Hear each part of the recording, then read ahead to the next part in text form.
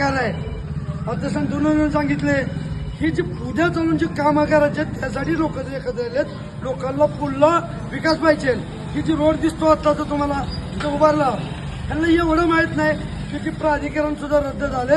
आणि राणा आमदार साहेबांनी ह्या 18 कोटीमध्ये ही रोड घेतलाय. यांना माहिती आहे का? यांनी तुळजापूरची ब्ल्यू प्रिंट नीट बघितली आहे का? ह्यांनी त्या गोष्टीवर सांगावं.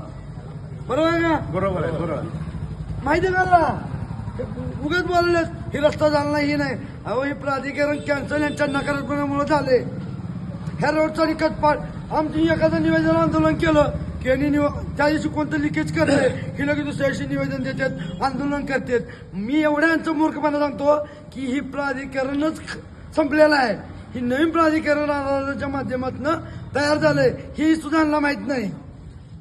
मतदारांना काय आव्हान असणार आहे? मतदारांना एकच आव्हान आहे, पहिल्यांदा आमचा एक उमेदवार विजयी झालेला आहे. त्यामुळं मतदारांना माहिती आहे ही फक्त बुकण्यासाठी उभारली आहेत, लढण्यासाठी आणि विकासासाठी नाही.